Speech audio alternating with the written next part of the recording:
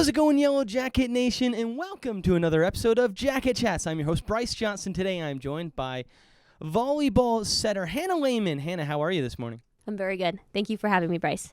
Thanks for joining us this week, Hannah. And we'll get right into it. So why did you choose Black Hills State? I am actually a JUCO transfer. This is my last year here. And I chose Black Hills State. My recruiting process was a little bit different. I was not wanting to play on for volleyball when my season had first initially ended. And so I was kind of just like, okay, like I'm done. And then once the spring semester hit, that's when I was really like, okay, I really want to start playing on and finding some schools. And at my JUCO, there was an assistant coach who actually played volleyball here. And I had briefly heard about Black Hills State, didn't really know what it was. And then I started doing some more research, reached out to the program. And my initial thought was I really wanted a school that was going to push me academically and athletically. And this was the school for me. This is the home away from home. Well, you stole my thunder a little bit there because, you answered my second question. So this is your second season here at BH after transferring in ahead of your junior year. So that recruiting process was a lot with that collaboration with the coach and their connections here, huh? Yeah. So actually, it was more of like I did a lot of my stuff on my own. Like I had heard, it wasn't the assistant coach at my junior college. It was a prior assistant coach. So she had left, yes. So she played here. And then I my junior college coach, she didn't really help with the recruiting process. It was like if you wanted to do it, you had to go out and do it yourself. So it was all putting together film and posting it on YouTube and then copying that link and sending it to a bunch of different coaches. And so I kind of just was like, why not? Why not just try? And then if I don't get picked up, the least thing I can say is that I tried. Like, that's the worst thing I can say is at least I tried. Like, there's nothing else I can do about it. But yeah, and then I reached out to Black Hills, and then within, I think, like, maybe a day, I got a call from Coach Bree, and then I was here on a visit. I'd say it worked out pretty well for you. Yes, yeah. Yeah, you're liking it so far. Yes. So now, like I said, it is your second season, but there's been a lot of change in that very short period of time. Coach Bree takes over right before the season last summer. Last year's large senior class graduating, now very different looking roster than a year ago with the transfers and incoming freshmen. Throughout it all, you've been like a steadying presence as a leader. So tell us about going through these changes and how you're approaching all of these changes as a leader on this team. Yeah, so I guess like the good thing and the cool part with me is I didn't know any different from coming in last year with not having Bree. Like I didn't know the difference between Coach Carmichael and Coach Bree. So like I think that was kind of cool for me and for other people to see that it does matter, but at the same time, like you can't let it affect you. Like this is a great opportunity to have. Like Coach Bree's great and Coach Carmichael was great, but now we just have to learn from a new coach and figure out ways that we can collaborate together, if that makes sense. Mm-hmm. But I really feel like as a leader for myself, I really just try to be pretty level-headed and like I like to work hard. Like that is my thing. Like I want to be the one that works the hardest, and I want my teammates around me to be the ones that also work the hardest. Like I want it to be a grind match every time we're at practice, every time we're in a match. Like I don't want us to not work hard.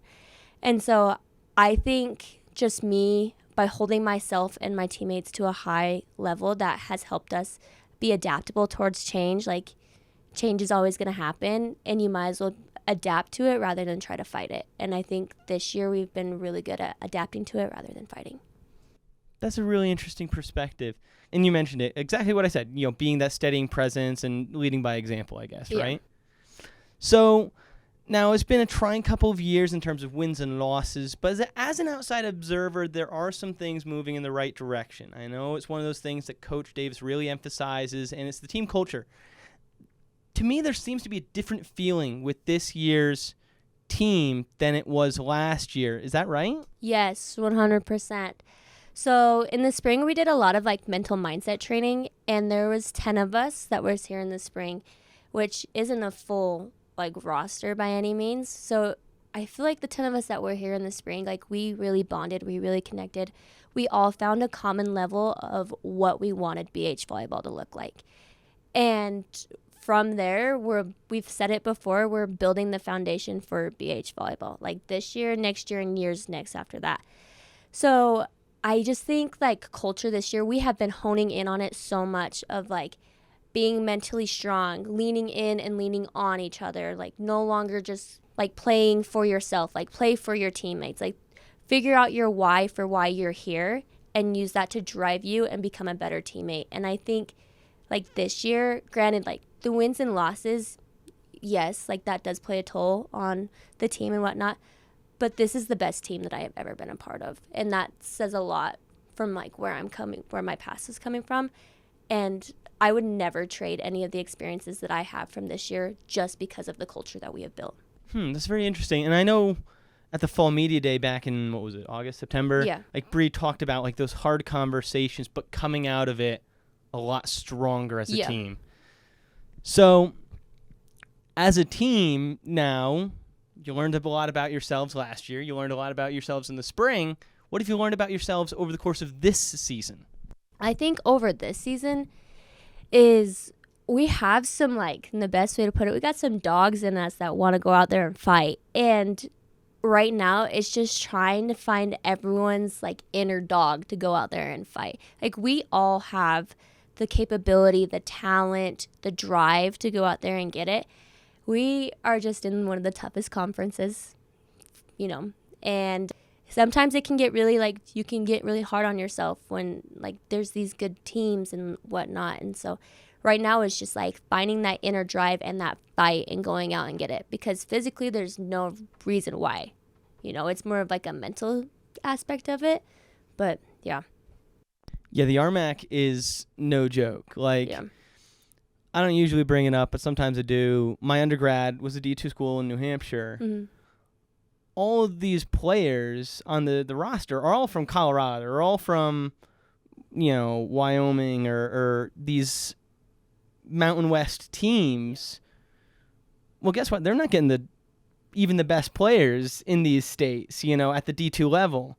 Like, they're going to these D2 schools, MSU Denver, UCCS, Colorado Mines. And I don't think I appreciated that enough coming in. And I came out here, and it's just another level of volleyball. It's still Division II. It's another level. Yeah, it's actually insane, which when I was in my recruiting process, I didn't even realize how big the RMAC was and, like, how tough it was.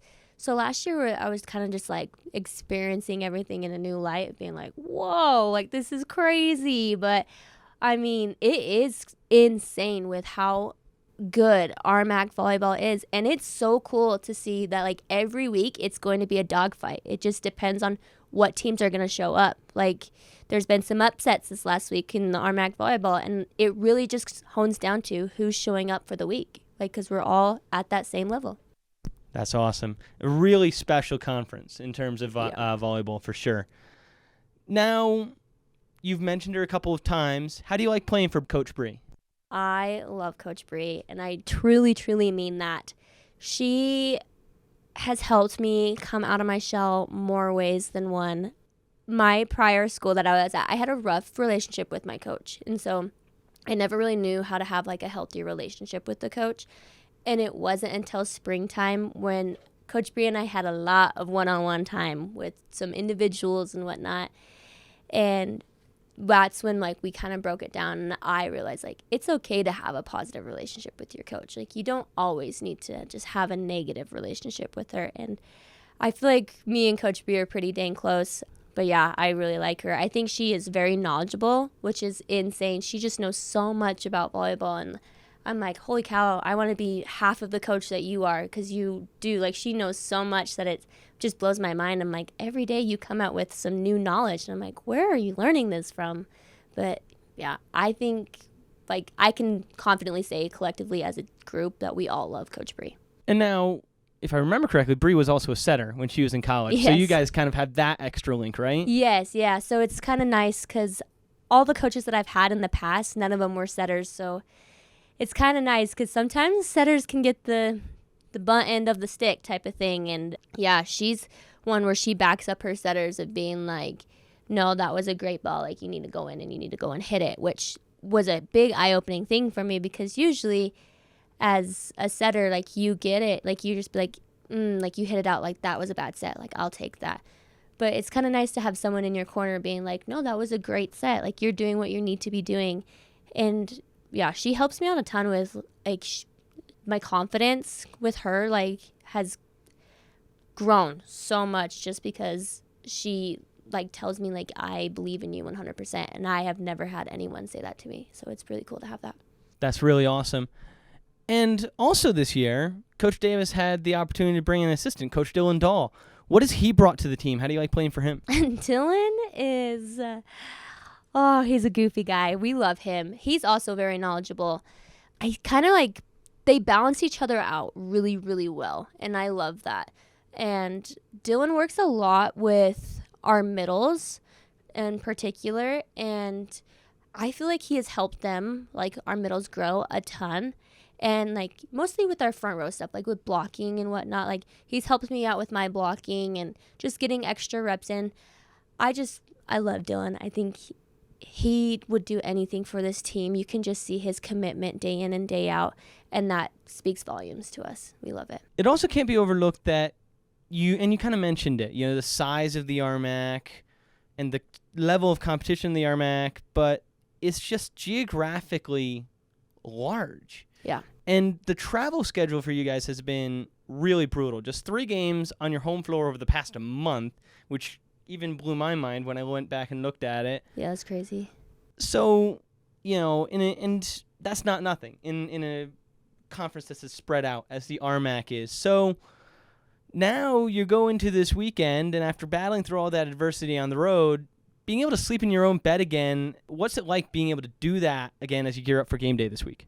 There's truly nothing better than just sleeping in your own bed, getting in your own routine. I think that's like the crummiest part about being on the road is there's really no routine. Like every place is different. You got to check out of your hotel at a certain time. But here we have a strict routine of we're here at this time for serve and pass. We're here at this time for pre-game. And then we come out here for warm-up. And then we play our game. So I'm one that thrives on routine, so I'm going to tell you, like, I love the routine of it all, and I love knowing what's to expect, and I'm excited to be home this weekend. Not to mention being able to play in front of some of the best fans in the RMAC, right? Yes, I love our BH fans. So, speaking of game day, we're recording this on Wednesday morning, but it will be released on Thursday, so it'll be game day for you when this comes out. You host Western Colorado. You just played them in their gym just under 3 weeks ago, ultimately falling in 5 sets. Really hard-fought match. What did you learn about the Mountaineers in that one? What adjustments are you and your team going to make for tomorrow night's game? Yeah, we are going to go right from the start. I think that was a rough weekend for us. We had some girls that were sick. Almost all of us were sick actually that weekend, and it doesn't help that we were in Gunnison, which is the highest elevation there. But we had a rough weekend, and we just couldn't get it going from the start. And then we woke up and we started going. We just really have to focus on our own side. It doesn't matter what they're doing on their side. We know how to play our own volleyball, to have fun and terminate balls early. We don't need them to be hanging out with us. And that's a big thing that we've been focusing on this week is just terminating the balls early and not letting any teams hang out with us because we're tired of doing that, or a few of us are tired of doing that for sure. That's an interesting way of putting it. And then after that, on Saturday, you get a late morning contest against Westminster. You'll play them twice in the next about 2.5 weeks. Yeah. What do you expect from the Griffins? We haven't actually gone over our scouting report yet for the Griffins, but I know that they're doing pretty decent this year. They're doing a lot better than what they were last year. And so last year we kind of just like a little bit whomped on them. So it'll be interesting to see how this year goes. I'm really hoping that we can pull it out, which I know that we can if we all show up collectively as a group and we all have that drive as one to go out there and get it. We'll go out there and get it. High hopes for a successful weekend in both those matchups, it seems like. And finally, you recently got word that you're the recipient of the AVCA Demonstrator Scholarship, meaning you'll be able to go to the AVCA convention, participate in drills, work with presenters who will share coaching and training strategies type stuff. Your teammate, Hayden Rhodes, was a recipient last year being able to go to that. Seems like she had a really awesome experience there at that event. So what are you most looking forward to about attending the convention and getting this scholarship and being able to participate in this year. Yeah, it gives me another shot at volleyball. I'm really just trying to hang on to volleyball for as long as I can. But I am so excited to go. I have wanted to be a college recruiter for a really long time and eventually like be a college coach too. So it's really cool to go with Coach Bree because next year, fingers crossed, I really want to be the GA. And like we're trying to work out and see if I can get the GA position. But I really am excited just to see the ins and outs of things. Like I've talked to Coach Bree quite a bit, and I've just like asked her, I'm like, you were a setter. Like we've talked about this. She was a setter that her whole volleyball career. And I asked her, I'm like, how do you know so much volleyball knowledge on all these other positions? And she just says that she's gone to conventions. At her GA, she really focused on looking at some new positions of like how to learn about the new positions and how to teach it correctly. And so I'm really excited to go in and see all of the amazing drills and the amazing coaches that are there and just being able to learn from some top dogs in the volleyball world. I can't wait to hear the stories come this spring and when you get back. Yeah. We'll roll into some rapid fire questions here. You ready? Yeah. What is your favorite Halloween season tradition? Actually, every like October time back at home, which haven't been there for a long time because of volleyball season, but we do carving pumpkins and we have soup and it's just this big, big family. And that's like my most favorite thing to do in October. That sounds really awesome. What's your favorite hangout spot on campus? The YC. I love the YC. Fair enough. A lot of student athletes spend a lot of time here. So, yeah. What's on your game day playlist? Oh, man. My game day playlist. I'm a big Miley Cyrus stan. And she recently did a cover of Like a Prayer by Madonna. And that is my go-to song on game day. A very unique answer. Yes. If you could play another sport collegiately, what would it be? So this can go for my fun fact question. I actually played 11 games of JUCO basketball. So we can cross that one off the list. I would probably do like lacrosse or something. Like, I think lacrosse would be fun. Is that what you're going to use for your little fun fact, or yeah. You got another one? Well, I can do another one. It's fine. So I did 11 games, and then I am the only girl, and I have 7 older brothers. That's a big family. Yeah. That really does make that Halloween tradition, quite large. Yeah, it does. And it's a blended family. So I have 3 other brothers and 4 older stepbrothers, but they're family. Gotcha. Yeah.